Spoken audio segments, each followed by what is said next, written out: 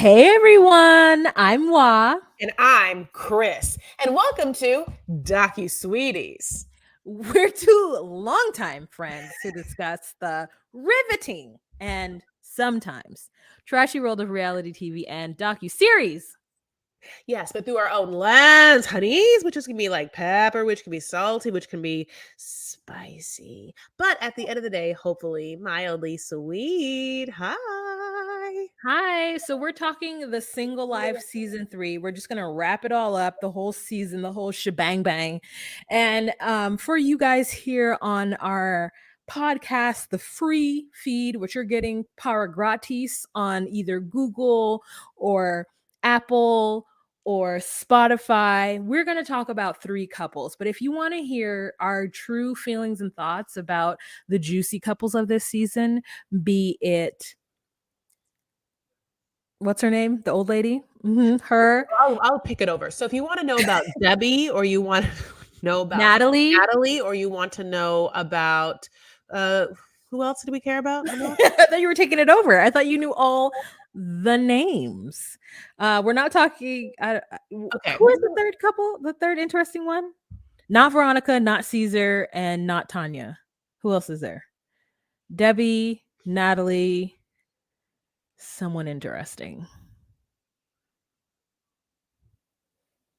Well, we can't name them. Okay, we're not talking about them today anyway, so who cares? Listen to who we are talking about. Okay, talking about Tanya and Tanya. I almost said Tanya and Sinjin, but it's Tanya and Tanya's journey.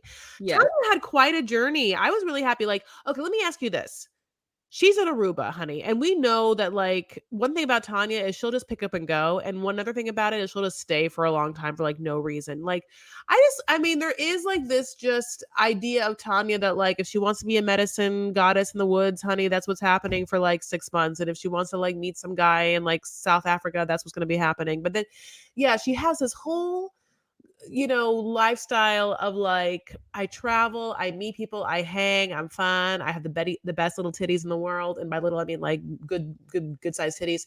And then the other half of her that we saw from previous seasons was like, great, let's get married and let's do this, get a job, and we're having a baby and everything. And so it's been interesting to watch many versions of Tanya. You know what? We can jump around because you guys have already seen the whole season at this point. But I really do understand what she was saying when she got with somebody that she felt that she needed to create some kind of roots in the ground. Otherwise, they would have just been bohemian fools running around. And she's like, I didn't want to do that with somebody. But by myself, yeah. By myself, I can't have a kid. By myself, I can't do all the things that I wanted to do if I had a partner. And so I will just like roam about the earth and travel and get to know myself and other people. So I'm jealous. I'm going to be honest with you. I'm frankly flat out jealous. And I want to know how she's able to just travel and do things. Like, is it that she bartends and just like a squirrel just fills her jaws with nuts and money and then will just take that money and just be gone for 3 months, like living the life in Aruba? And like in Aruba, this woman is accosting the locals and her camera crew with her titties. It's like that's sexual harassment. As an HR professional, when you're a camera person or you're a producer and all of a sudden your cast or the people you're in charge of just get naked or show you their titties, like that is inappropriate. And I wonder if there's some kind of clause in their contract where they're like, listen, if ever you feel uncomfortable, you have the right to walk away. Just know you won't have a job again or something. Because like, why are if it were me, I'd be like, can you just like, why do you have your titties out right now? Because they're great, and I think that she gets a lot of attention from them. And so, like, I think it's interesting when she was talking about, it's interesting to talk about, like, to hear someone who's like been with many, like been with, obviously men, and then who like wants to be with women, and how she's like, oh, when you're with a man, like, it's just like, you're gonna be so excited to be with me, like, regardless. But with women, that she can be like a little more self-conscious or whatever. And so it made me really happy for her that she really is carefree with her body, like, I mean, unless she's with a woman, haha, but just, like, I don't mind her having her boobies out. I think that, and I don't know why. It's not that I mind it, I just think that it's sexual harassment for those around her. Like, it's inappropriate unless she's like, "Are you guys okay? Are you comfortable with this? I mean, are you comfortable? And if at any point you're not comfortable, please let me know. I'll put my shirt back on." That's what I feel. So anyways, she is having a great time in Aruba. Her sister comes in, not the sister from her mother, but the sister from a mister, her father, comes in, and we discover that she is interested in women. Maybe she has a date in Aruba with this. Who knew that the kingdom of whatever, Northern Netherlands or the Danish or whatever, they own Aruba or they colonized Aruba. So like a lot of those fair-haired folk go down to Aruba. And so there's a lot of half Danish or Arubanians. I don't know how to say Rubens. And she goes on a date with one of them. And when the date finds out that she is not legally divorced, he gets upset. And she's like, "Why does it matter?" And he's like, "Because you're not free. And like, just because you say you're done, it feels like you're holding on to something. And I don't want to be with somebody or date somebody who might be holding on to potentially getting back with their spouse." And it kind of ruins the vibe between her and that person. And then we end up seeing that person later on the tell-all for some reason that is unnecessary. But He's so hot because he's hot, and we talk about how hot he is, and he owns a bar, and maybe she'll go down to the bar. You remind me a little like Puppy and Eric, where I'm like, Puppy really wanted Eric to be like divorced. You know what I'm saying? It really matters for the other person. You tell me this whole thing that like it doesn't make a difference. It's like, yeah, to you, but I mean, I guess to me, and maybe this is my old schoolness, it's also about like the person you want to attract into your life. And like, I think that even if you really tell someone, believe me, like it's not anything, like I think that most normal sort of like mature people would raise an eyebrow or like have pause to you like still being married and just because of laziness or you not thinking about it not being married, because like even if you're not thinking about it, okay, great, you're not thinking about him, but you not thinking about it is just the task of getting something legally done for yourself. And as humans and adults, you got to do things like that all the time that you'd rather not think about, but like pay bills, I'd rather not think about it, but like make a note and do it. yeah, I just think that it kind of, if somebody wants to be in a relationship with you, they have to be worried that you aren't going to follow through with something that you need to Mhm. do in order to make your relationship clean and legal or And easy. that you have respect for them. Like, someone's gonna be with you, they're gonna what, tell their mom about you someday, and just like, I don't know, I just like think about the other person that you're getting involved with. Yeah. I don't know. I think it's nice to think of. It's like respectful. Yeah, I that guy was lovely. I think that he was really, really nice. Like he really loved them boobies too. But she has a lot of friends, and so one friend like throws a party for her, and this like, and then she's hanging out with a bunch of people, and then she meets like this girl that is like real hot. She was like, okay, so Tanya's like, look, I'm into girls. I kissed a girl with my first kiss. It basically was this girl who like. Mhm. This girl and I were at a sleepover, and she like kissed all the boys, and so she went around to all of us and was like, "Let me show you how it's done. Come here." Wow, did you ever? Here comes a question, Wa. I'm ready. Did you ever practice kissing on girls? Absolutely not. Not? No. Never? No, I've never kissed a girl. Here's the thing. I would say I practice kissing on girls, but I would not tell you I've kissed a girl.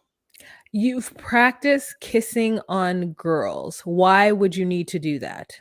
Because I was like a child and there's sexual play that happens. And like child, I mean like maybe I was like what year? Like maybe like in like 5th grade or something like that. I have literally never thought that I needed to practice with someone else before I got with someone. Oh, I used I to play mean, I've with never been with anybody, so it's not like I thought that, but like, I mean, you know what it is? I did think about practicing, and it was with a male. And I was like, "Oh, I want to see if I'm good at this." Did you do it? No, my first kiss was at a Griffina event in LA, And I don't really remember. I don't know if we used tongue. Maybe we just like pressed our lips together. Maybe we used tongue. I don't know. Maybe he was more experienced. I don't know. I don't quite remember, but that was my first kiss. And How then old were after, you? it was in junior high. I can't tell you. It wasn't. It was either eighth grade, maybe eighth grade. And so like, yeah, I never thought to practice. I was Were you really Christian. Oh, sure. So I was very Catholic, but, like, Yeah, but like I was like Christian and like like, so? I think that it was I hearing sometimes when I hear what you talk about like your childhood, I think that you and I had different ways that we maneuvered through our Christianity. Like you were so inundated in it that you never like I don't know. I don't maybe I'm speaking for you that's wrong. But like I didn't go to like Christian school, so it wasn't like my everyday. I didn't see nuns all the time. Like your relationship to your religion was very compared to mine, very hands off. Like I was like going to choir practice. I was in like all of the youth organizations. Like I was leading prayers. Like I was holy and sanctified. I was on the usher board. I praised like I did all the things and like also like got the Holy Spirit. Like it's very involved. I didn't just like go to things and like go through motions. Like I was like literally like in church like please come into my heart, Jesus. Like living the life. So kissing a girl would not and it's not because of like the homosexuality of it, kissing anyone. Like I literally was like I'm saving myself for marriage. But I was younger. It's like maybe if I was like 13 and super, but yeah, I'm okay. I don't know. Yeah, I mean, no, I definitely practice, and Tanya did too. It's been in her heart the whole time. So then she decides, this is the time, this is the place. So she like finds this hot girl, and she like decides to go over and start talking to her, and they kind of play footsie. And at first, I was like, Tanya, do you know those girls gay? Like, how do you know? Is that true? Like, like, did you get? I mean, I always like it's interesting because it's interesting anytime people can subtly pick up the behaviors of someone, and so obviously we live in a lovely open time now. So, but it's sometimes fascinating to hear members of the LGBT community talk about having to subtly find out if someone is gay, like from back in the day. Like, you know what I'm saying? Like, how would you know? Like, it's just because it happens. Human behavior is so interesting, and how you can like have just fleeting moments that are eye contact or references or whatever. Anyway, so this girl in her talk and like the girl like tells about her background and Tanya's like great, great, great, great, great. But hey, Tanya in this conversation has like kind of comes on a little strong, and the girl's kind of like demure, and the girl's like also like engaged. And so that's the no-go for Tanya. But Tanya's like, you know what? The win is that I went over and talked to her. And you know what? I kind of like that. That part of Tanya that I like is this part of Tanya that feels very like confident and like like motivated, and there's parts of her that feel like she is grounded in a certain amount of spirit, and it's driving her forward, and the parts of Tanya that feel all over the place or messy are just like the kind of like hypocritical parts of her where I'm like, oh, you sound very immature. And like, I'll never forgive her for what she did to that poor man, that janitor at that airport. I'll never forgive her. So, not ever. No one can. So, yeah, like she meets this girl on Tinder, and after they switch. Now, I'm gonna tell you this right now. The girl that she hit on, like, I was like, oh, she's like got a little flavor. And then, honey, she swipes, and her like first lesbian date is like with this kind of like normal looking girl. I was surprised. I thought Tanya would have a little more flav, you know? Yeah, I guess I just feel like maybe these people who turn on their Tinder when they're in like foreign countries are just so wild to me. Like I'm like just the whole randomness of it. Like I can't I could a stranger could never get me off. And it's like if I'm not going to get there, then what is the point? Making out. Yeah, no, I don't what is tell me about more about making out. Like making out does something for you? Yeah. Oh, it does nothing for me unless I know there's a pot of gold at the end of it. Like I now like making out only with a person who I know is going to give me some at the end. You don't like to just make out with like a great kisser? No, because I want to have sex. Yeah, but if you okay. Yeah, Mhm. no, I don't know that I've ever identified anybody as a great kisser. I've Oh, identified people as bad kissers, but like never as a great kisser. Like I am making out with you and this is great because you're about to get on top of me. Usually I you know where I prefer to make out in the actual bed, not in public. I'm like we can kiss in public, but then I would like to make out with you. That's literally how I talk to my friend. I'm like, "Hey, you want to make out?" He's like, yeah. And I'm like, great, let's go upstairs. Like that is what that is what it is for me. It's a way, it's a byway, it's a highway, if you will, to an end. It's it's not a foreplay. You think, yeah, you're like, it's foreplay and it's a means to an end. And I'm like, I get that it's foreplay, but the reason why it's like still something that's like, bef- still playful is because it's fun. I don't know. It's like, and I'm like saying this, like, listen, what I'm not saying that I want to travel and like bone guys off the internet, but if I really don't want to meet anyone on the internet, I would rather not. I'm like so over it. Truly, it's disgusting. But I do like somewhat romantically the idea of traveling and then meeting someone and like going on like a dinner date and then just like making out like in a cobblestone alley. Like I've always somewhat I just want to uh, just what remove the demon of like a romance from you. I just want I want to remove it. I'm I know, infected. and I know I've been it's what you infected for want. so long. It's like and like I've been, I it's just like want to yeah. remove the demon of expectations that are not I just want to remove it. And I get it. I'm not trying to say that you're wrong for wanting it. I just want to eradicate any institution that leads women to believe that relationships need to come in a very specific way because I feel like we could be blocking our blessings by having the hangups of whatever. Ugh, I hate the way we're socialized. I Anyways, know it. Tanya in this Tanya's conversation, yeah, and Tanya on this date like becomes way different energy than her first energy. She gets real nervous. That's what I want to say. She becomes like she can't do anything. yep. She's giggling the whole time. It's annoying. And then they fly kites, and that's stupid. Wait, can I let's go fly a kite? And also like can I be honest? It kind of felt like 'cause she had packed her vibrator to this date. So when this doesn't go down, I'm a little like, maybe I wonder if she's not into this girl. I don't think the girl was into her because I feel like it might have been a turn off to be her first. I thought so too. I tried Her to watch first her on face. camera. Yeah. I tried to watch her face during that. Yeah. So the next scene we have with Tanya, or the next bit that I can remember chronologically, is does she go on another date? No, I don't remember. I think her sister comes and then they talk about Already come. like, Mm. huh? Sister had already come. Oh, yeah. Then I don't know what else happens to Tanya. Next time I see her is on the tell all and Caesar's painting her toes. Oh my god. No, it's Caesar, by the way, hilarious. But yeah. Caesar was the one was our third, wasn't it? No, no, we're talking about the juicy ones. We don't know who the juicy one third is. I thought it was This Caesar. one is Caesar, Tiffany, and Tanya. Okay.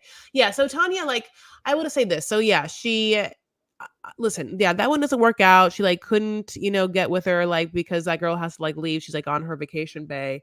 And so she's just going to sort of, play and experiment and, like, obviously in the tell all, she talks more about the fact that she's, like, trying to look for a couple.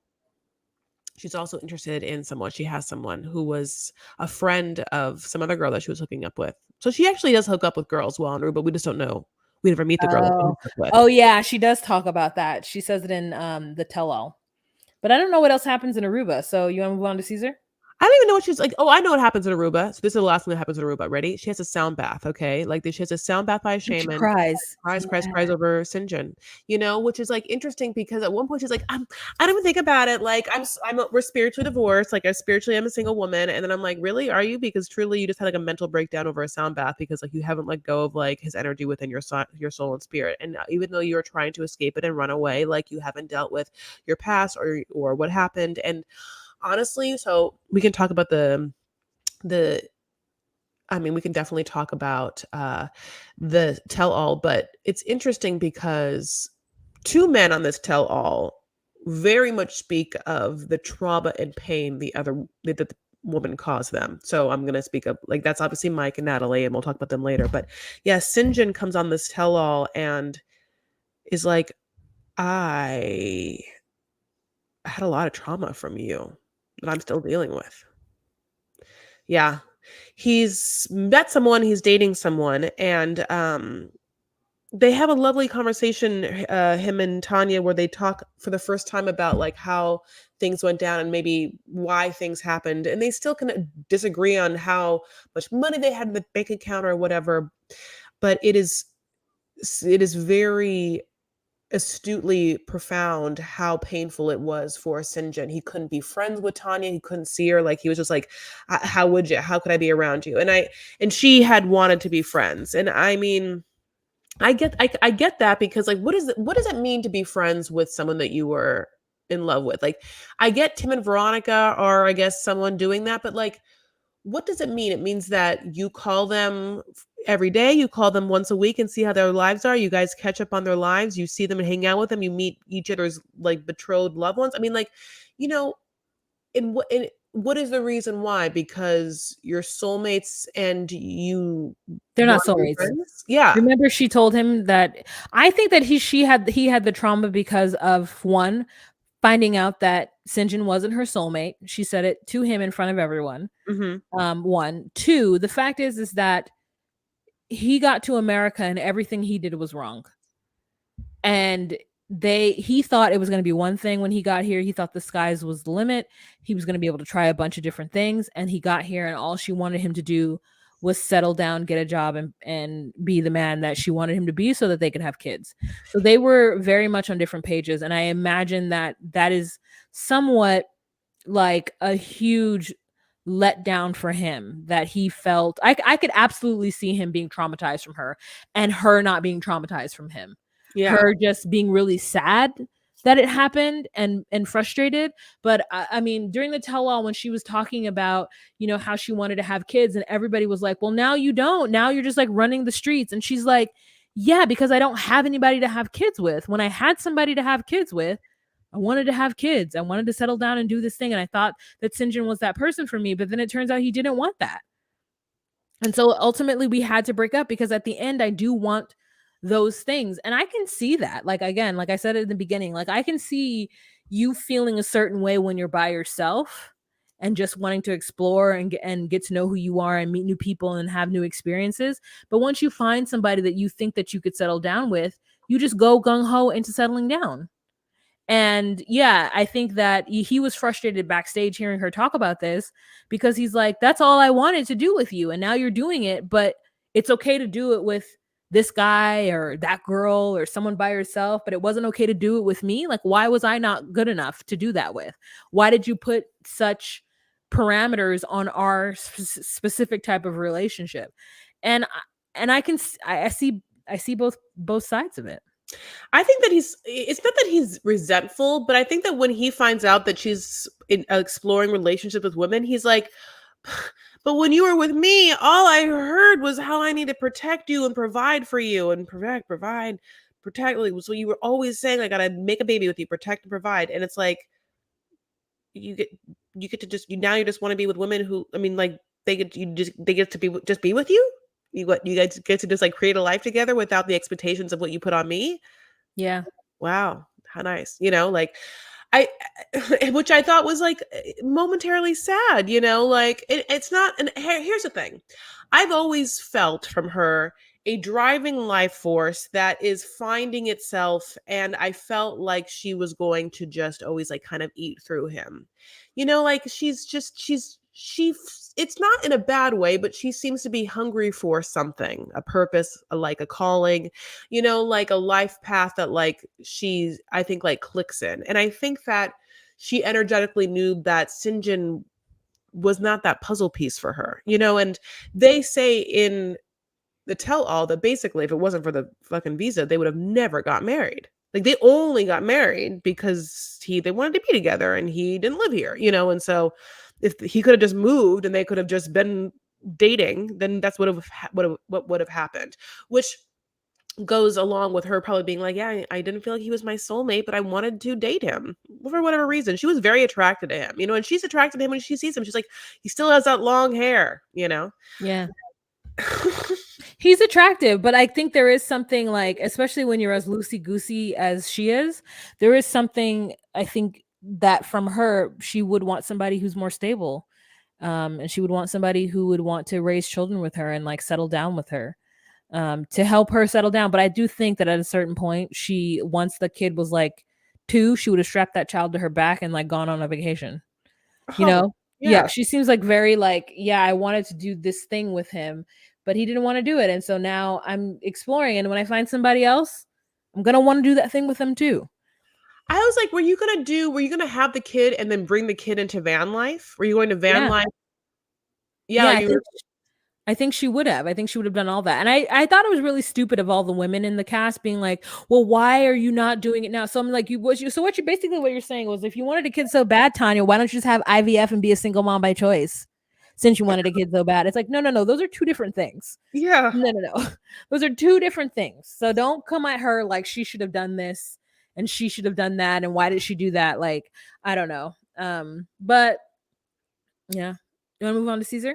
Or Yeah, you have so something to basically say? the last thing that happens that, well, I didn't quite see because she hasn't seen the last episode of the tell all is just this. So Debbie's the one going in the most at Tanya, but basically Debbie's mad at Tanya, and this is, I think, just tell all drama produced by, but we have to talk about it, 'cause the last thing that happens is that Debbie's like, why don't you just get divorced? Why don't you get divorced? And billion times Tanya is just like, I didn't think about it. It's not on my mind.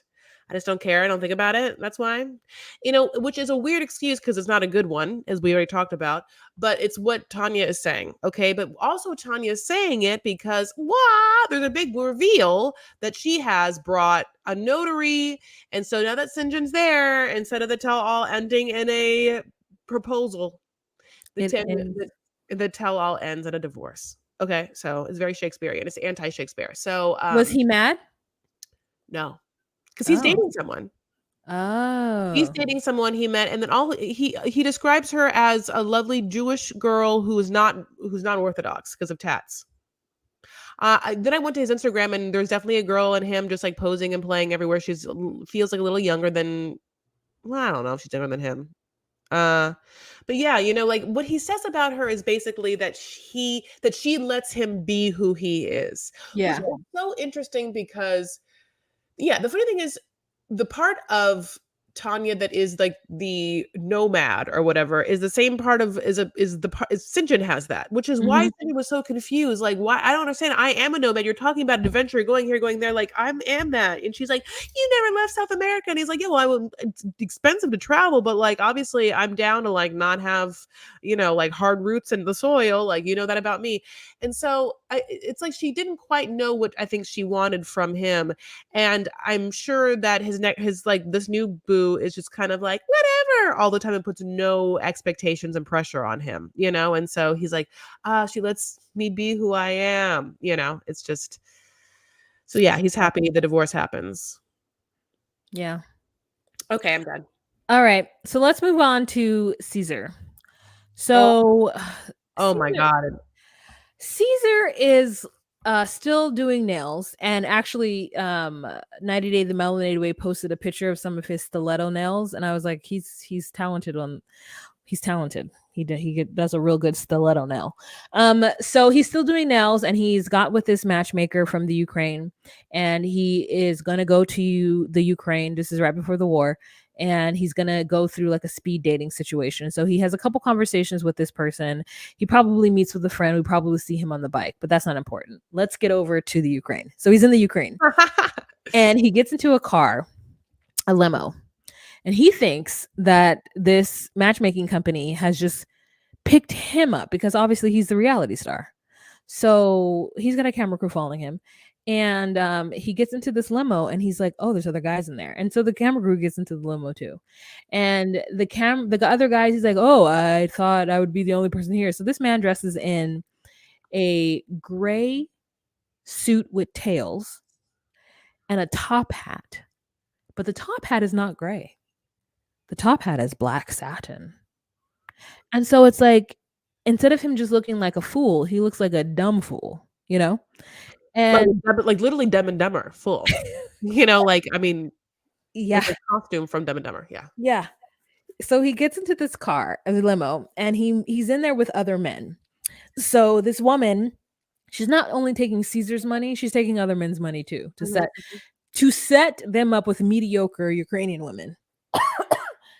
And so he gets in the car and there's like a pro tennis player in there. There is a guy who's really good at Bitcoin, and there's another businessman in there. And when they ask him what he does, I had the worst secondhand embarrassment when that man said, I do nails. It's so interesting. Why can't he just say, "I'm in the beauty industry"? I'm in Because the he's beauty. not smart enough to say that. He says, I do nails, Chris, in front of these men, and I just am like dead and dying. I wonder if that Bitcoin guy has a penny to his name now after like the crash, God bless. Anyway, FTX. Okay, so oh god, Bitcoin and the cryptocurrency market, honey, and just horrible. So yeah, he goes and they all have a group date where the guys are talking. There's obviously way more women, and he's like very nervous because he looks crazy. He knows it, and he again thought that he'd have like no competition, and he actually has competition. And then not that the guys are like that handsome, but I mean, come on. So they're dressed normally. So, but the girls are not picky. I mean, and wasn't there mediocre? I'm gonna say there was a gamut. There were some girls that I thought were quite attractive, and we really kind of isolate on three girls. Now, can I tell you their names? No, of course I can tell you the name of the woman that he ends up being with, but there's one nice lady who has curly hair, and she ends up being the first date, and let's just call her Fish because they bond over the fact that doesn't he's a Pisces like me, and he doesn't understand when she's asking him if he's a Pisces or whether he eats fish, and so they laugh, laugh, laugh. They have a really awkward date where I feel like really wants all the girls are trying and vying for his attention, but she actually I feel like wants it the most. Yeah, she's like, I like you because of your dark skin. And we're like, and then when they're at the restaurant, he doesn't speak not a word of Ukrainian, and maybe hello and goodbye and thank you. He can't order for himself, so he makes her order. No, yeah, then he's like, "Well, what do you want?" She's like, "Yeah, you order." She's like, well, what kind of meat do you like?" And he's like, "You order for me." She's like, "Okay, I think he said fish or whatever." He's like, Yeah. "No, I hate fish." Uh, Yeah. you know what? That was a different fish joke. There was the fish joke about what what their Pisces, whatever their Oh, astrology sign was, and there was another thing that happened where like they were gonna order something, and he made her order, then he didn't like what she ordered, and then he just gets a pork dish. yeah. I mean, it's so incredibly lazy that you are like vying for the attention of a woman, a very specific type of woman. And truthfully, I'm pretty sure all Ukrainian women are not the same. Like Natalie is different than Yara, right? Like 100%. They're both blonde, but they are very different in like who they are as human beings. And so the idea that you're like, I want a Ukrainian woman as though they're all like this cookie cutter person, and then you go there and you're like, don't even speak the language. And you make a woman order for you. You make her do all of the work. And what you're just like this American who's just going to bring her over. It's so interesting because there is like this thing where if you are a man, an American man, and you're going to tell me that you are hardcore going after either like Eastern European women or Asian women, it feels like maybe you are trying to get a woman that would be submissive to you and or make you feel like you're a high on the pedestal. Like there's something about that makes me like that's what I feel like it's just dumb guys who are trying to feel better and more important of who than who they are. So it's counterintuitive for you to not with that kind of woman try and be like a dominating man. I don't understand if you like one kind of meat, just be like steak. I'll have beef, whatever the beef dish is, steak. Yeah. It doesn't make any sense to me. Yeah. It doesn't make any sense to make her do all the work. You're already making her do all the work. She has to learn your language. Now she has to order food for you. It's crazy. So he then that date didn't really work out because then he like goes on a date with somebody else who doesn't really speak English. So he's like, Like "Oh, this is not going to work because she doesn't speak much English." she's also a nail tech, so it's like just two nail techs. Did they ice skate together? No, I don't know if I forgot like what they think they did. Like they had like 3 dates that they set him up on, and it's just like they're very short dates. And they also I feel like are just like dates that women can leave real fast if they need to. But Yeah. also none of them do. So yeah, that girl is like a nail tech. She looks really she's really pretty and she's very sweet. But I thought that he was really into her. But then he goes on a third date, and that girl is named Alona. And Alona's whole thing is that Alona is a muscle maker. She got the Yeah. muscle. She works out, and so one of their first dates is them working out, and she's a really stunning, stunning green jacket that I want. She drops him off Mm, at the airport with it, and it's beautiful. And her English is not the best, but she seems the most interested in him, so he's kind of with it. But it's like when he says that he's into somebody, like you're only into their physical appearance and like how they make you feel when you're around them. Like you don't actually know this person. yeah. So, Caesar ends up going back to the US because I think him and the camera crew was like, we got to get the fuck out of here. Shit is going down. So they leave. Matt Sharp and his folk, they leave. They leave the Ukraine, and then the war starts very shortly after. And he stays in contact with Alona. He keeps wanting her to come to the US, and she's like, I can't come because my dad's here. I'm not going to leave him. So they opt to break up. We get to the tell all. We find out that him and Alona are not together. And then we also find out that he is willing to do a fellow cast member's toes, and that cast member is willing to let him do her toes. And that's Tanya. Like she like does her toes in the green room, and then she comes out on stage with, I guess, done toes. And I'm just like, wow, it's very interesting. And You so know, when you get, foot fetishist, right? I mean, I don't he know. must. I feel like he must. Okay, yeah. Um, I feel like Thank he you. must at this Thank point you. because I'm Thank you. like, you're still doing toes? You're still doing nails? Like, and listen, I'm not judging any hetero man who does this line of work, but you need to be owning your own shop, and you need to like I need to see more nail stuff. I need to see a Nails by Caesar Instagram page where I see like his true talent with artwork on little tiny surfaces.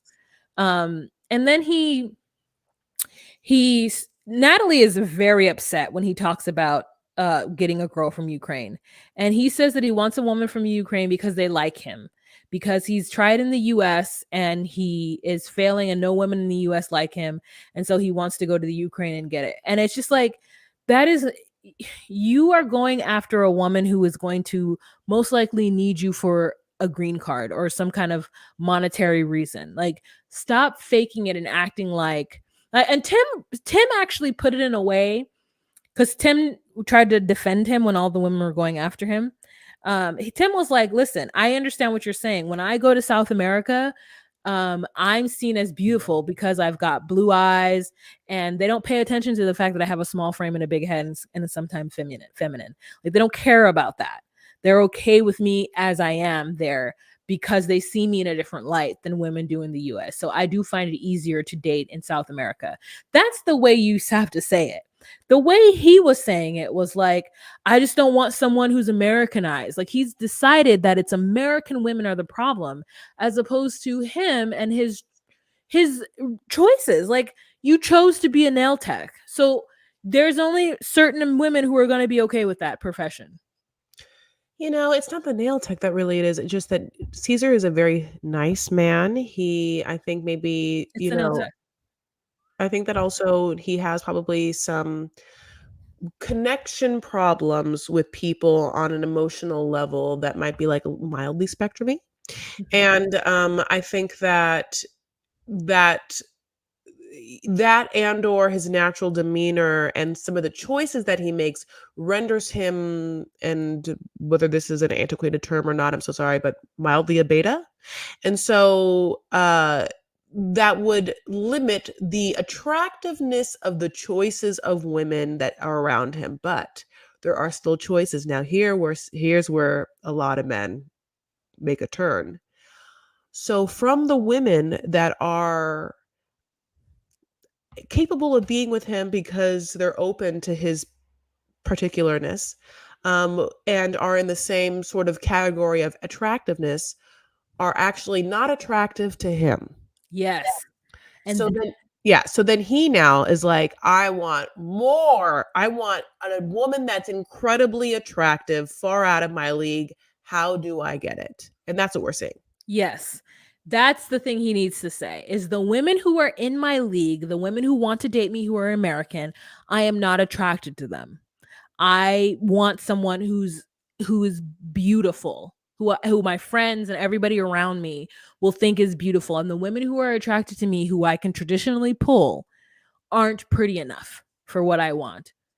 and just acknowledge, like, yeah, I'm not the best looking guy, but I want someone who's prettier. I want somebody who is okay with who's okay with what it is that I have to do, and it isn't going to make me feel bad. And it's like, then he's like, now I'm 50 and I want to have kids. So here's his spin. His spin is like, now he's got two women who are going to come to the US. And Natalie is so fucking disgusted with this, as though she doesn't have two men, as though she isn't like dating John or Jeff or whatever the fuck his name is, and then also trying to get back with Mike at the same time.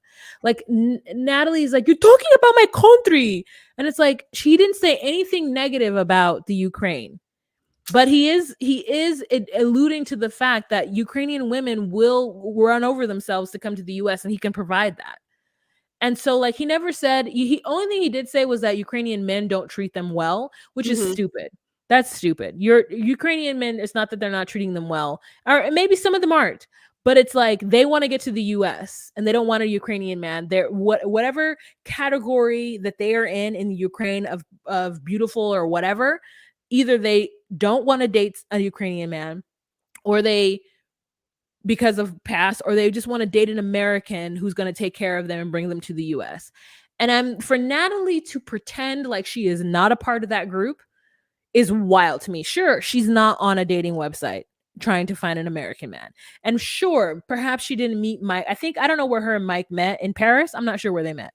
But like, she did I feel like they did meet online, because she did the exact same thing. And for her to say that you're talking about my country, like, she's so upset when it's like put in her face that like this is a thing. This is a racket that's been going on for years.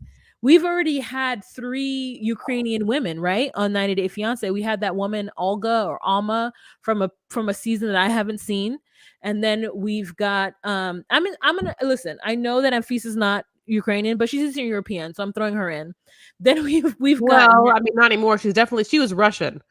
She was Russian. I mean, I know what you're saying. She's Eastern European. Russia's not Eastern Europe. No, my love, of course it is, because Oh, I know you can't throw it in with Ukrainians right now. They're at war. no, So I know that. I'm sorry. I meant, if I didn't say this out loud, I'm now gonna correct myself.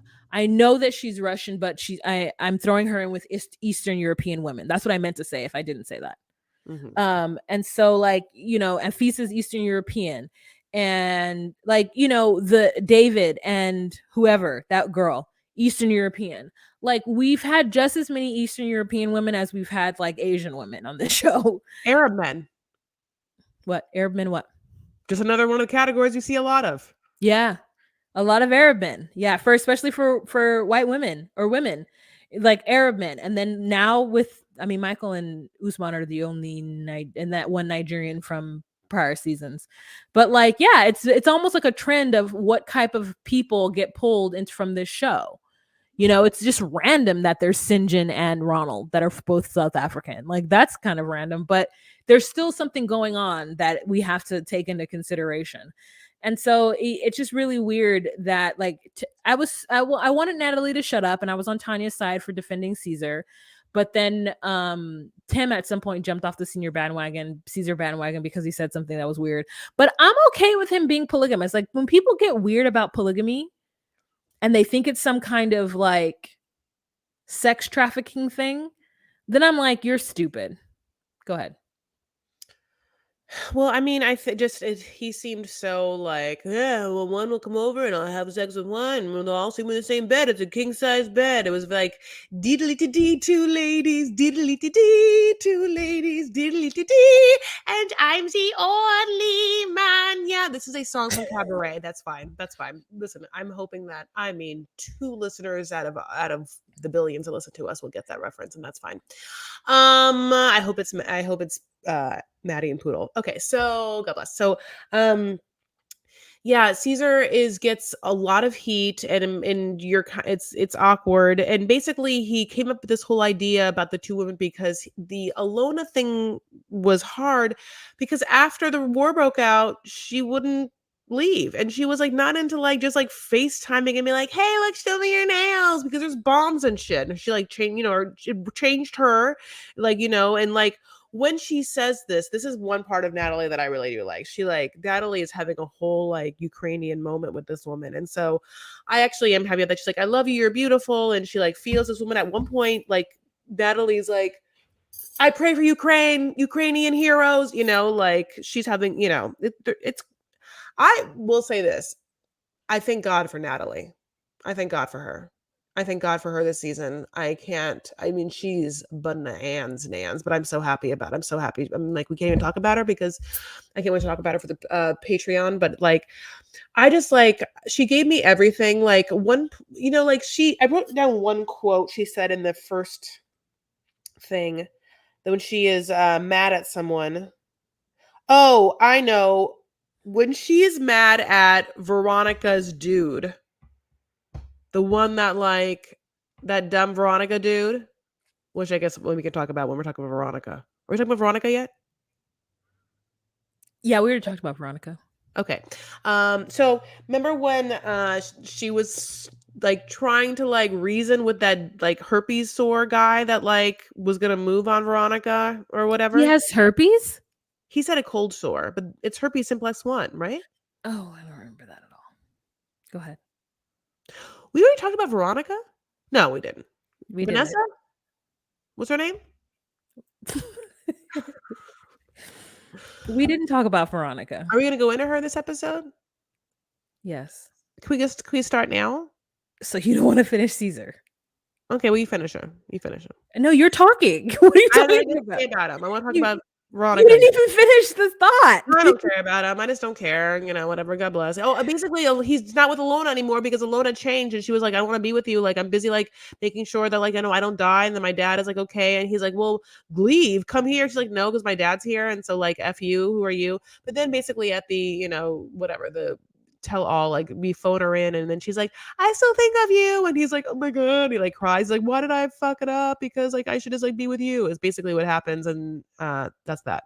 Wow. I didn't know that happened. Obviously, I didn't see episode 3. So Alona calls in and is like, I still think of you. But he broke up with her because she wouldn't come to the US. And he got with these Yeah. two biddies Yeah. to try to like have kids with them. And like, and Natalie's so upset about it. And I'm just like, it's like all of a sudden she's like super Catholic all of a sudden. And she's like, you bring 2 women. And it's like, they already have their visas. Like if they're already coming to the US on their own visas that he didn't procure for them, and they are okay with being in a throuple, what are we talking about? Yeah, I also like the fact that he's like, if you want to marry Ukrainian woman, just go to Russian Orthodox Church. It's like, no, if he goes to the Russian Orthodox Church, honey, in America, they are in America. I'm not gonna be with him. Yeah. She's The, so dumb. no, I mean, I love her. So, can we talk about who I want to talk about now? Yeah, go ahead. Am I want to talk about them? I hate. I mean, this is by far of all the people on the show, this is the person that I'm going to fast forward through every one of her segments. But I couldn't kind of talk about it. But if I would fast forward if I didn't have this dumb, stupid Patreon to talk about. Sorry, this. Oh, don't call them stupid. No, I'm just kidding. This stupid. I can't talk. This stupid tell to talk about. I actually don't like her. It's not because I feel anything bad about her. It's just that not everyone has to be on TV, and I don't find her interesting. I don't find her life interesting. I find her voice grating. I feel like she is always on. Like it's a little too much, a little too extra.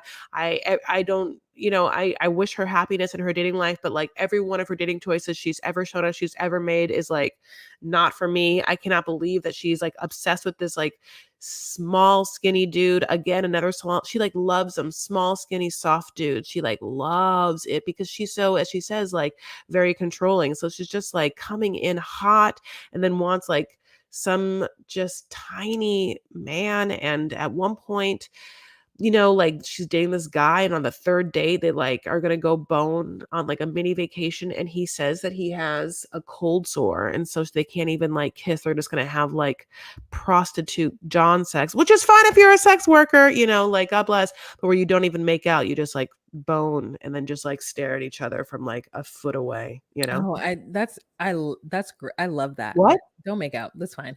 What? Yeah, I don't need it all the time, Oh, especially if it's not good. I'll be honest, it's so funny. It's like if you like, the act of like sex is a pleasurable one for sure, but it's always heightened if I'm kissing during it. I like kissing during it. Oh, I'm rarely face to face. I I mean, some like thinking start to about it, we make out before like a lot. We like I'll like do like a 20-minute make out session. And then like we'll like giggle in between and talk and then like or then like be like this is what I want. Like it's okay, this is what I want this time. Try this. Okay, and then we're going to do that and like we map it out and then making in between the making out and giggling. But then when it comes time to like the actual coitus, like he's far from me or like we're he's either up there or like I'm facing this way and he's that way. Like there's like it's never just like chest to chest. So like there's no making out during it. And I don't get on top because that's a lot of work. I don't have time for that. Like you're already getting the maximum from me. And if you want me on top, like you have to buy me like that chair thing that goes around you so that I can just like bounce on like without having to like use those thigh muscles because that's tired and the next day then I have to like do stretches. Anyways, let's Veronica has this like weird sex scene with him where she's wearing an all white outfit that looks like something that I own except for I in bought you purple. I buy us all I wanted to buy us all lingerie that looked like her lingerie. That was like the kind that you Who's tie us in your all? the bad bitches. Oh, So, there's a you text never chain said this out loud. I oh, maybe I bought it and I wanted us all to buy it or something, or I would try to buy it for us and, like, no one was into it. You and Monique were like, "No," and I was like, "Oh god, I hate you." No, I Yeah. don't. You need to bring that to the forefront. It looked like a Honey Bardet like outfit that I own. It ties in the back, right? And it's Yeah. lacy. It's like big. Yeah, I have that in purple Yeah, this one was like a pale pink. I think it could have or been a like better white, different like yeah, it an was a off whiter white. pale pink. It was like it was an interesting color. I was like, "Oh, you can do better." But I like this was also interesting. She jumps in this outfit while this guy is, like, still clothed. This was such a weird scene. Yeah, I mean, she wanted to show off her body in the scene, and it wasn't bad. And even like her scenes where her little like vignette where we were told by the production team that we were going to start talking about Veronica, and she's like walking towards us with her boobies bouncing. I was like, okay, I'm not mad at it. So basically, this guy and her have sex, and then he tells her afterwards that he might have to move to Florida because it's a better move for his family, being his ex-wife and their child that they co-parent. And she gets upset and is like, why did you have sex with me if you knew you were just gonna leave? And this is where she and I did like break off because I'm like, you're a grown-ass woman, Mhm. like you need to own having sex with whomever. Mhm. And like if they tell you they're gonna leave and you're gonna feel some kind of way, then don't have sex with somebody. You need to have that full conversation. Like if I have sex with you, I'm gonna expect you to stay here for at least, or I'm gonna expect you to be my boyfriend or something. Like you need to be very specific about what it Mhm. is that you want after sex because you guys are two grown people, and especially you're two grown people who have kids. So he would have expected you to understand that you are making a move for your child's best interest. And if this time in your life, making the move with the wife or ex-wife or ex-partner is the move to make, then like that's the move to make. And so for her to make it seem like he just used her and like that was a little far-fetched for me. I could see her feeling some type of way about it, but I think if you're a woman who requires like something after sex, then you need to be very careful of who you have sex with and have those conversations with them about it. And so he leaves, she like tells him to fuck off and taps him on the shoulder and walks away from him. Then he shows up on the tell all and is just like, I didn't mean to like treat you that way. And then what's his face? Tim was like, he's a fuck boy. And I'm like, he's the exact opposite of a fuck boy. Like, at least fuck boys are like hot and like waste your time and you see why you're in them. This person is neither of those things. Like, what are you talking about? I So I don't then I literally why her I mean, she is crazy to, like, give this man any power over her. I mean, yeah, Natalie's like, "What mature woman would do such a thing, to, like, follow this man anywhere?" Like, when they break up after this date, like, at a she's cafe wearing or all pink. She's wearing all pink and she gets up and taps him on the shoulder and walks out. yeah, where basically he wants to be like, "Well, we made it me and my, ex made a decision and we're gonna move." And she gets really upset, but it's like, again, only their 3rd date, so, like but what she's really upset about is the fact that he didn't tell her before, but what she should be upset about is herself for having sex with someone without knowing all the deets of him, Yeah. Like, it's kind of mildly that thing where he's, like, didn't tell her that he was thinking about leaving, and she thinks that not telling her is, like, a lie, but I mean, 3 dates is not really like you know all the things about someone. And yeah, he's like, if I move, it's because I move because of my kids. And she's like, well, you can't expect me to move and leave my family. He's like, well, I mean, yeah, don't. But if you, that's what I would have to do to be with me. But yeah, Yeah, and they're adults, like, they could have a long distance relationship and, like, visit each other, like, this is they're like, not only are they adults, but they are adults with children and hopefully some money, right? A little bit of money to make a flight here and there. So it's like when people, like, when she got so upset as though he was, like, using her and was, like, malicious or, like, nefarious in it, it's like, why after the 3rd date should he tell you like the inner workings of his relationship or possible relationship with his girl, like, or his with his family? He didn't tell her. He told her that he was think when they decided to think about doing it, and it's just like, or when it became evident that she was in his gonna be in his life more than normal. I don't know. Like, I moved to Minnesota on a whim, not on a whim, but I moved to Minnesota without consulting somebody, and, like, I feel like if that person were to be mad at me for doing that, I'd be like, what reason did you give me to stay? Like, it's I just mean, weird. yeah, they haven't had an exclusivity talk, like they've gone on 3 dates, like they Yeah, going for the first time, so yeah. yeah, during this so, Tim does his due diligence of like trying to like stick up for her during this. She's like nervous for her first tell all and he's there, which that part's nice.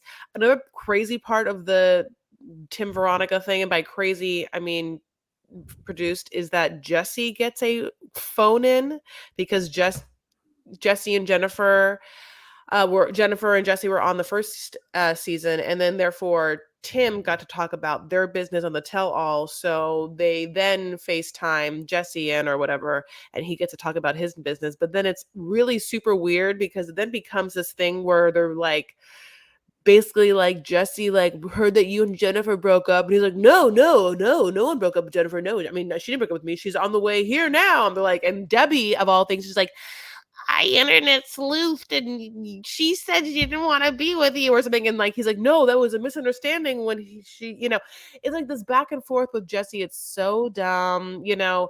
Basically the Tim and Veronica thing is dumb. And the final thing that happens with Veronica is Jamal. yeah. Oh, okay. Well, I was just going to try and set it up a little bit.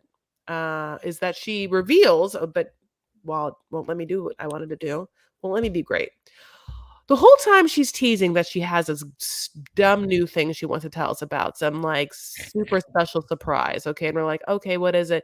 And then like, okay, what's your super special surprise? And then we see feetsies come out. We're like, oh, those are like interesting looking feetsies. And we're like, we're not gonna know the person unless we know the person, but we do know the person. And the person is, who is it, Wah? Jamal Yeah. of Kim and Jamal. Yes. And supposedly she saw him on the tell all and she was like, he was cute. And then so she messages him and is like, hi, I'm going to be in San Diego. Like, any tips and tricks for San Diego? Like, Which, why didn't she call Kim? Why didn't she call Kim and ask Kim about her tips and tricks? Especially because Jamal doesn't live in San Diego. He lives in New York. Go ahead. yeah, it's very obvious. But she is mildly aggressive and assertive when she wants something. She's a go getter. She is, she goes after her prey, honey. She's a hunter, like she's a hunter and, men are, just little baby birds to her. You know. So Jamal comes out, and then Jamal really leans into a character that in the Jamal character that we're leaning into, that we're trying hard to be, is charming, suave, straight, and playboyish. That's what we're I trying to mean, really get the people to know. That's what does it read? Because that's what we want the people to know. Well, he like sits across from her. First of all, he walks on stage and he gives her like a hug, and then he goes and sits in another spot. And then he's like, "Why are we sitting so far away from each other?" And then they go sit next to each other, and she's really giddy. And then for whatever reason, when it's time for Sean Robinson to ask the hard hitting questions to the cast, she doesn't ask them. mm-mm. But in this moment, she felt like it was appropriate to ask Jamal who he was having sex with and if he was having sex with her and if he was having sex with her on the first date. I was like, Sean, we don't, let's just, Well, it's implied that they're having sex. Like, and then Chris got a different feel from it. I didn't watch I didn't watch it. I just watched a snip of it on YouTube. I mean on Instagram from 90 Day Melanated Way. But it to me seems like they have really like tiger sex or whatever. But then they just go into their corners and he's still dating other people that they're not exclusive. But for whatever reason, she's okay with having sex with Jamal. Maybe it's because like of the relationship aspect of it. She's okay with having sex with Jamal, but she was mad at the other guy for having sex. Yeah, yeah, yes, yes. Listen, I and Tim know that this controlling ass woman definitely wants like her dude to be like a loyal of Kimberly but like listen, where Kimberly is loyal, honey, Jamal is not. I mean, Jamal can't wait to be like, nah, like we're not exclusive. And yeah, I'm definitely having sex with other people. Like, can't wait to say that, yeah, I fucked this girl on the first date.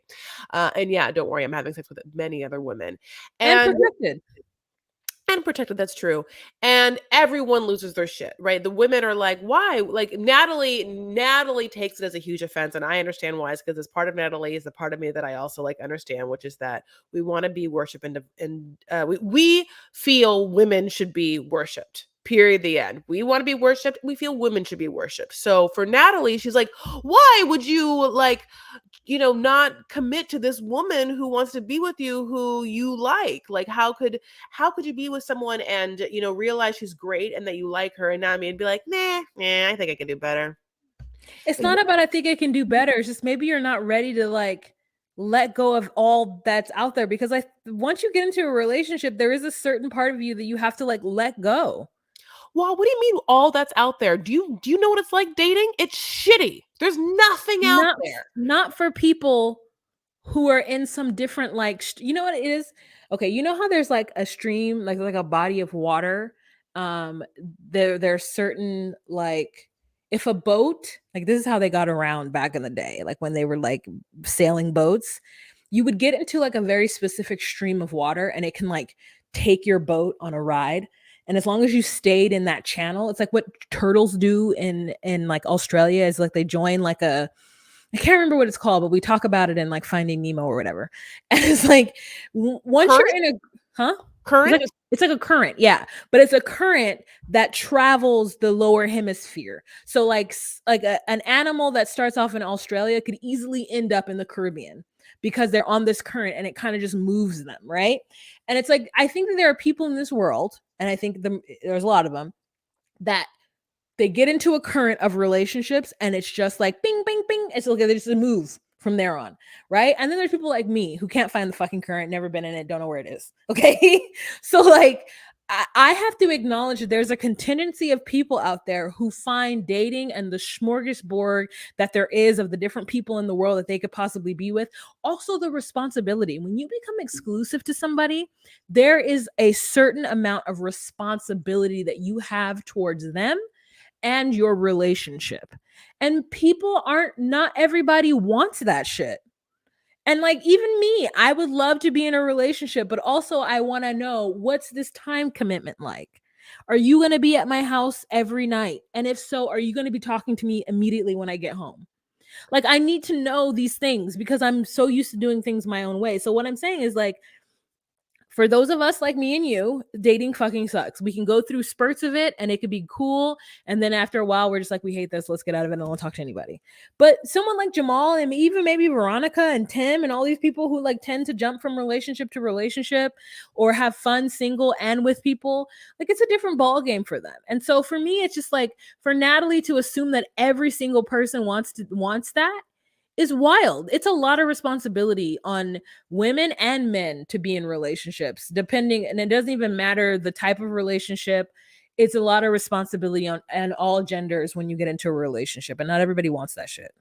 I understand that, and the truth of the matter is he can't be in a relationship with her. She has a whole ass child that he has absolutely no capability of being responsible for. He doesn't want his mom to adopt. He doesn't want this person to like, I mean, He should be Yeah. with her, and the only reason why he is with her, and so we should just say it, is because he wants to, I don't know, extend the 15 minutes of his mile of fame from his mom being on the show, because his mom is the second person that Usman has brought on the show. And now Yeah. Jamal's on the show. And now Jamal and his mom is doing pillow talk. He like loves the fact that he is now going to be even more entrenched in the 90-day world by like hooking up with with one of the other cast members. Like this is like bargain basement. This is like the Hollywood system in a microcosm bargain basement way. It always helps if you date someone in the world and or famous. You know what I'm saying? Like Yeah. people talked about, people are going to go to their Instagram now. If any drama happens, people are like, he would be smart to be with her for a second and create some sort of drama so that they can get themselves on some sort of thing. You know? He could be on the single life. Like that's what I'm saying. Like this is, I think for Natalie to like be frustrated that men aren't automatically wanting to jump in a relationship to any woman that they come in contact with is like stupid. She can't even choose between her actual husband, the man who actually chose to marry her and sent money to her fucking mother, over some guy who doesn't even take her to his own home. Yeah, yeah. Like, I mean, no, I mean that person. I think that a lot of people, when because we'll talk about her in the Patreon, but a lot of people I think talk shit about Natalie in some of the early episodes of her and that dude. Like, she's so crazy and she wants this, she wants that. And yeah, I mean, I listen, she had some crazy behavior, but I never liked that dude. That dude was always I mean, shady as fuck. I never liked him. Yeah, but she's shallow enough to like him Oh and yeah. not be able to, at 36, discern that this person doesn't want to be her knight in shining armor.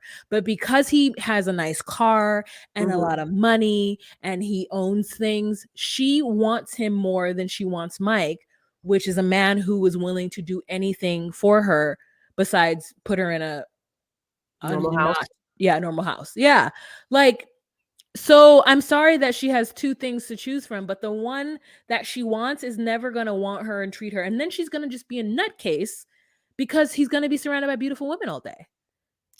You know, it's like the truth of the matter, Natalie will never be happy, and we could talk about this more, because if Natalie goes home with Mike, then she just is like, Mike. She's just like not going to be famous. She's not going to be like getting hot pictures of her all the time. Like she loves to like be looking hot and like have photo shoots of her legs, you know, whatever. Like she's not gonna be Mhm, doing that in Squim, you know, like it's a mhm. different life. But okay, so basically with Veronica, going back to Veronica and Tim, you know, like she's so, you know, it's just, yeah, like she, I feel like is just so happy to be on the show. She was so happy to have her first tell all, like where everyone else is like nervous, like her nerves are like, oh, we'll see. Like she, you know, she's so excited that she's famous. I get it, you know, but like I don't find the way that she's dating to be exciting to watch and or like fun to watch. It's like kind of cringy the entire time. I mean, when that guy said that he had that cold sore on his lip,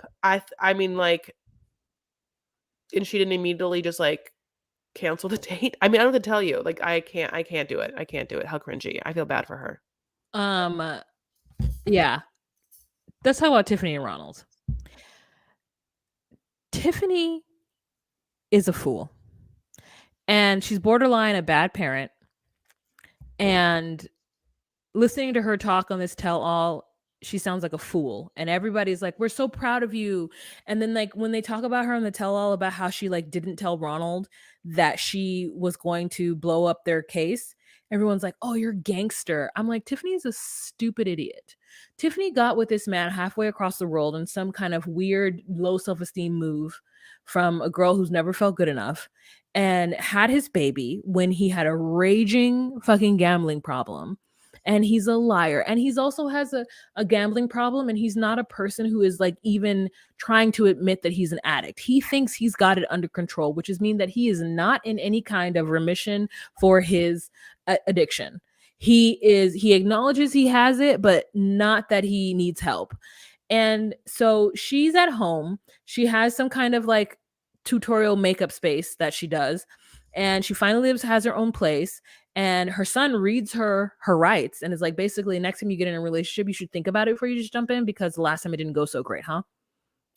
That son is an old fucking soul. They say it, but like, yeah, like, I mean, he's obviously a fan favorite of the franchise, and as we said this before in many different like live streams. It's one of the hard things of watching this kind of show is like to be like, we've seen you since you've been a little boy going through this back and forth. You've been literally taken to America, or sorry, South Africa, and then like yes, you have a person in your life who I guess is filling a father figure role, but I'm sure you've seen some ugly arguments and some bad times.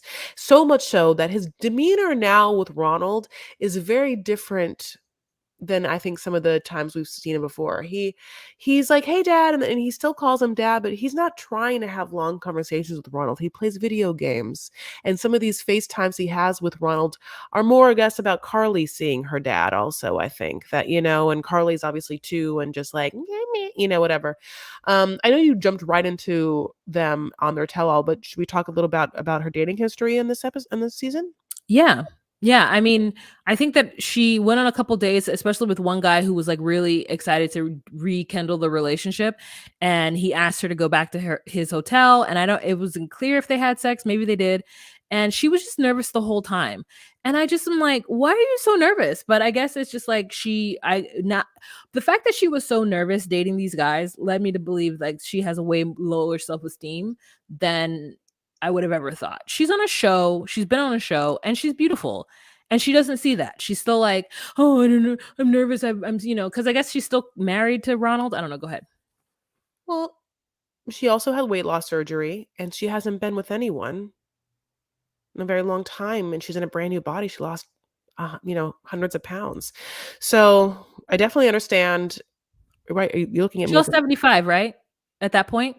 Really? 'Cause I think she's lost more by the tell-all, but at the point where she's on these dates, I think she only said she lost 75, which is not like it's only, but, like, I guess I just You're right. It's didn't. not hundreds, but you're right. It's not hundreds of Yeah. pounds, but it's Yeah, I still guess, yeah, that's a perspective that I didn't think about it. I forget that she had the surgery. I keep thinking that she just lost it. She talks about it, and so, yeah, I know that she had it, but yeah, so she, and I think that so the guy that she goes on 2 dates with 2 different dudes besides the Ronald situation, and that takes us through the whole season. So the first guy is, again, a lovely Hispanic guy that she once dated before, and all she says about him is that he was very giving, which means that he ate her out and she loved it, is basically what she keeps kind of saying, and so she goes home with him that night, and, they don't actually hook up, she goes home to her kids, but one moment of contention is that she asks what happens in his prior relationship, and he says, well, that woman like wanted to like go and have a family and have kids, and I was just like not into it. And like literally Tiffany has to blink with that answer, thinking like I got 2 kids at home. Dumb. And I wondered when he said that, it's one of those moments where I'm like, did he say it and then just in his mind be like, you fucking idiot, she has 2 kids? Or was he just so ignorant that he said it and he was like, she'll love that answer, great answer. Just like, I wonder, remember that? Yeah, and I'm trying to get better perspective because I feel like just because he said that he didn't wanna have kids and settle down with his ex, doesn't mean that he doesn't wanna date Tiffany, because he's not asking Tiffany to be his wife, he's asking to date her.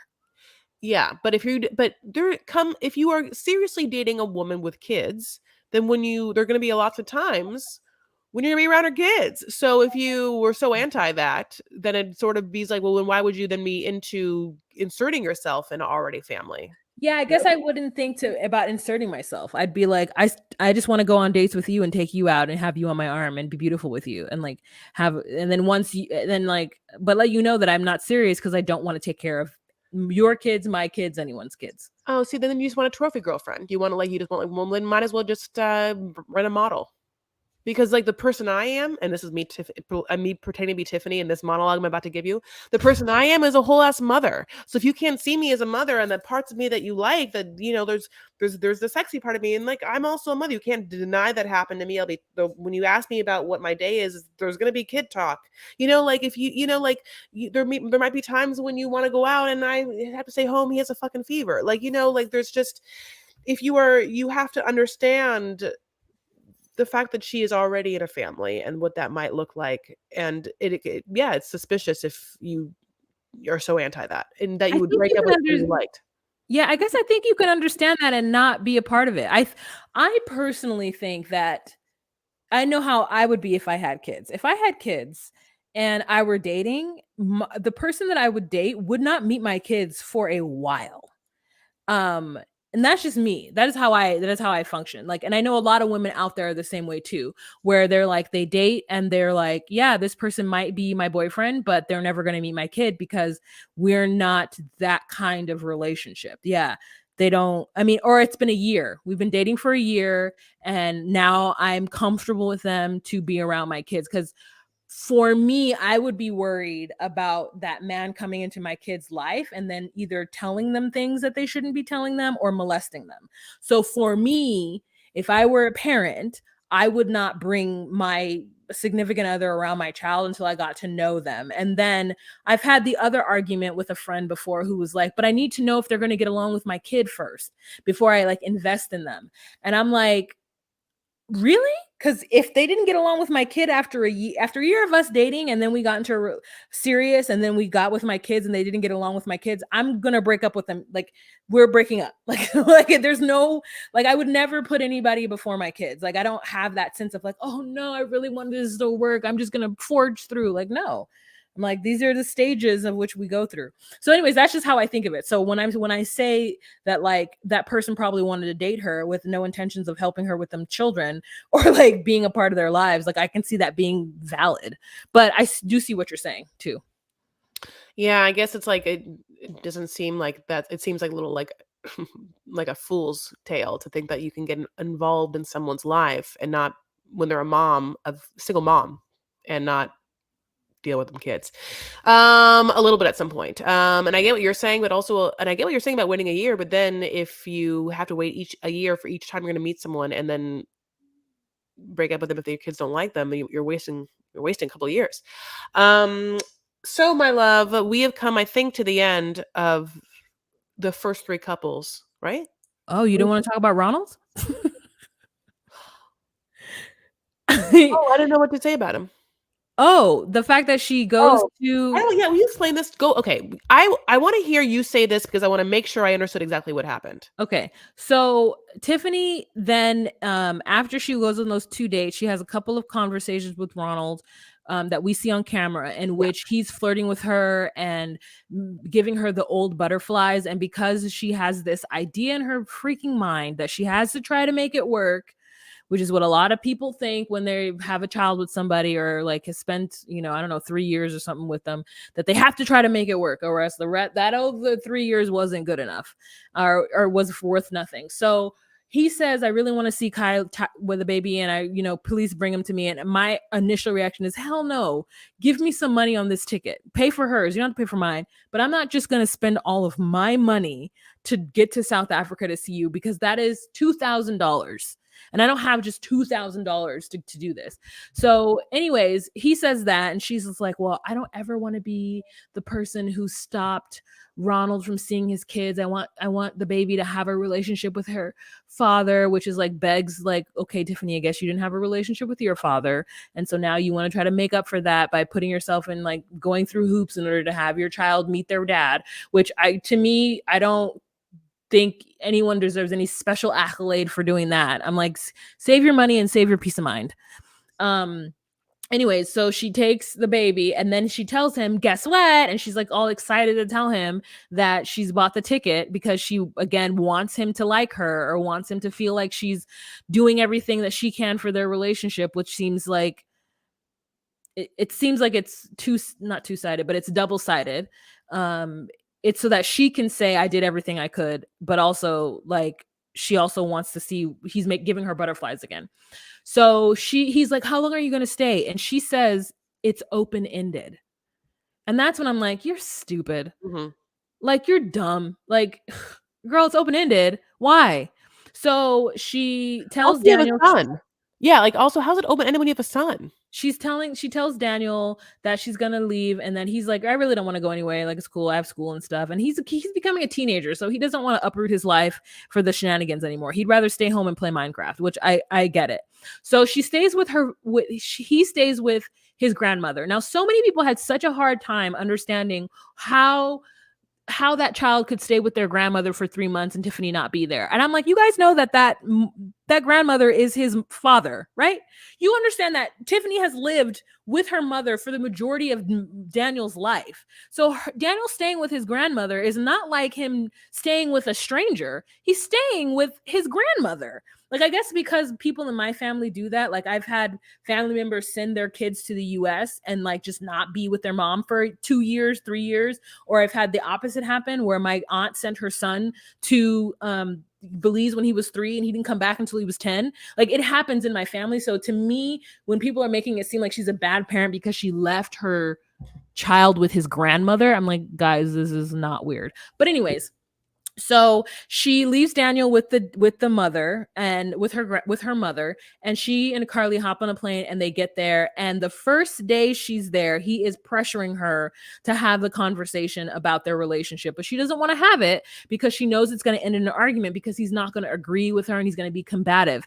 And so she wants to have a couple of days of peace, but at the last moment, the third day, he's like, listen, we're either going to have a relationship about how we're going to move forward together or we're getting divorced. That's it. And so, because again, she doesn't want to show that she's like not trying her absolute hardest and did everything that she could in order to make it work, she decides that they're going to work on her relationship. Now, at the tell-all, that's where that ends. And we don't know how long she's there. At the tell-all, she reveals to us that she was there for 3 freaking months. And then she has this little like card in her back pocket, this Pokemon card of this Queen of Spades, ready to throw it out on the table when he gets on camera. And basically he gets on camera and she's like, I went there and I did nothing wrong because I'm an angel. I did everything I was supposed to do and you fucked it up. Ronald, the entire time, never broke up with that girl that he was with. And on the third night, I found she was calling his phone while he was in the bathroom or whatever. And I saw her name pop up on his phone. So I picked it up and I answered it and I said, hey, stop calling him. He and I are back together. And the girl says to her, Tiffany, what are you talking about? Ronald and I are still in a relationship and I still send him money. So after that, she like either sat on that information or she confronted him after a week and he denied everything. And so they just got into arguments and she just stayed for 3 months fighting with him? Question mark? Yeah. Who knows? That is the part, like, so as she's bringing this up, he's like, you want to go there? You want to tell, like, what's happened? It's like, yeah, I'm going to say it. And so it's like they had argued about it, and then he was like, please don't talk about it, and just pretend it didn't happen. And she just was like, nah, I'm just going to talk about it. And then just like, just like blew up. She was like so happy that she did it. Like, I mean, it was confusing why he gets upset. But anyway, he gets so upset when confronted about that he like punches the screen and just like goes dark. And then we get to see the other cameras in the room, so we get to like, then he gets upset, he's like somewhat crying about it, and then basically like, I fucked up, and then basically like, well, I'm gonna get divorced. Yeah. He made it seem so bad that he wanted to make things work with Tiffany, and perhaps he did. But again, you guys, he's an addict and a liar. Like he and also listen, there are a lot of people in this world who will never truly admit like the bad things about themselves. They would rather just in their mind continually work on them as opposed to just dealing with them head on. And I think that's what he's doing. Instead of him just being like, I'm an addict and I'm terrible, I need help. He's not going to do that. He's like, I'm an addict, but I'm trying. And so therefore I don't want to admit to anybody that like I have a true problem, because I really don't, because I'm actually trying every day to not do this thing. But it's like, no, you absolutely need help. You are somebody who's a liar and an addict and you need money. And it's because you're going to take money. And like the reason why he had that second girlfriend is so that she can send him money so he could probably gamble and have more money for Tiffany and the baby. Like he can't help it. He's an addict and he won't admit it. And so I think he tried to get her to be like, well, let's have a united front. You're my wife. Like, please don't embarrass me in front of the world. Like, you know, I don't want to talk about it. And probably said it in an aggressive, like rough manner, because not only is he an addict, but he's also like still thinks he is an alpha male and he's in control of everything. Could you imagine if Andre had an addiction? Yeah. Could you imagine the havoc that he would wreak on those around him? When you are that like machismo, that you can't even like look in a mirror and acknowledge who you are. So like, they had an agreement and everybody was like, "Oh, wow, you're savage, Tiffany. So you guys had an agreement to not talk about it and you just came and talked about it? Wow. Who knew you had it in you? I'm so proud of you." And I'm like, "No, that is the coward's way out. She should have told him, "No, I'm not going to lie for us anymore. I'm not going to lie for you anymore. At this tell all, regardless if you're there or not, I'm going to tell them that you have been stealing money from another woman in order to feed your habit." I'm actually so fucking surprised that they didn't have that woman for us. Yeah. That's good producing. So, next time, Matt. Next time, Matt. But yeah, anyway, so like I don't think Tiffany's a champion. We get the guy Dan, the last guy she was dating, the comedian. He comes on the show and he calls her princess, Oh, yeah. and she's so happy, that they're dating. And I'm like, Dan, did you just watch that? How in the world are you like feeling good about her from that? Like everybody just wants to big up Tiffany, and I'm like, grow the fuck up. Like that's what I think about her.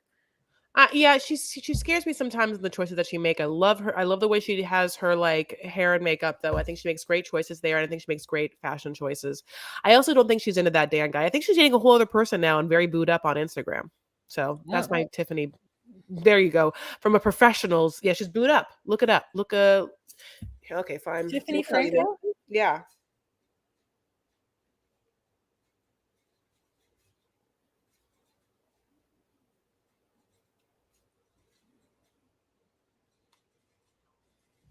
Sorry. Yeah. So my loves. Okay, well, can we be done now? Yeah. Okay, great. All right. Can you believe we've been talking about three couples for an hour and a half? That's a lot. That's a lot of minutes about three cups, but it was a whole rehashing of a season and three tell-alls. And as two people who have watched copious amounts of the seasons of Happily Ever After, we can honestly say how much better this is than the Happily Ever After 1980 season we are being forced to watch on TLC. So, it's always interesting when seasons are good, depending on what couples they have. Even if some things are produced, some things still feel real enough that it feels like worthy to talk about. Like Natalie. Ha ha ha. But honestly, we still have some things to talk about that for her and some other peeps. And if you want to listen to that, you absolutely can. You can do it. And if you need to do it, how do you do it? Wow, how? On patreon.com/docusweeties. You can see the unedited version of our beautiful faces talking about these couples. It's $10 a month. We also give you exclusive content, like a live every first Monday of the month. And I just want to report that the guy that's on her page is Dan.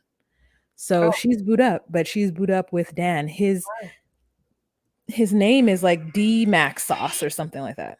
oh, D-Max sauce. Okay. Yeah, D Max Sauce. Yeah, I got it right. Look at them. Yeah, he seemed like, he's like, cool. Like, can I kiss you? Cool. Yeah, but I wanna, like, hear his stand-up, like, I wanna know where I his don't. Oh, okay, great. No, I know, Anyways, I do. I won't be bitchy. I do. I wanna hear it. I so badly can't wait to hear it. He sounds like he'd be very funny. he looks like he sounds like he'd be really funny is what she said.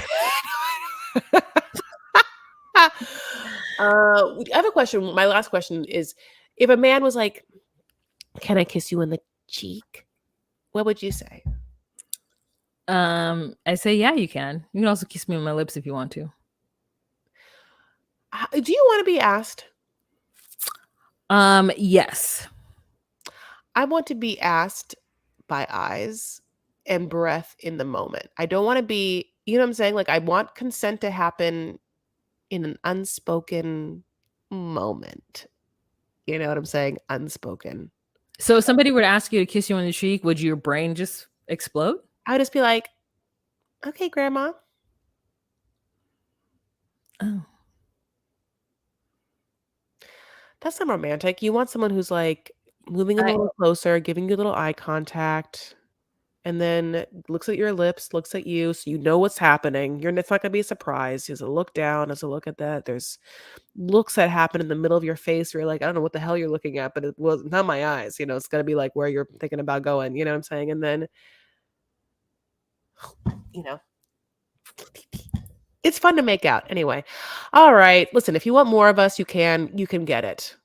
If you're ready, come and get it, honey. On our Instagram, it's at DocuSweeties, or on TikTok, DocuSweeties1, or on Twitter, which is DocuSweeties1 as well. You know our Is it? Patreon. Yes.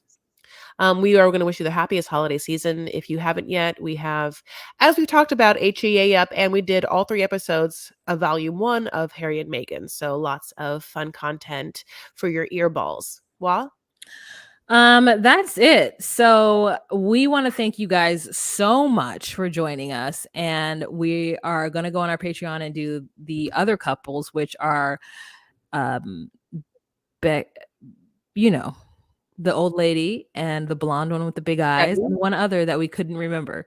Natalie. Um, yeah, but there's a third one we couldn't remember, but it's fine. Okay, bye. Bye.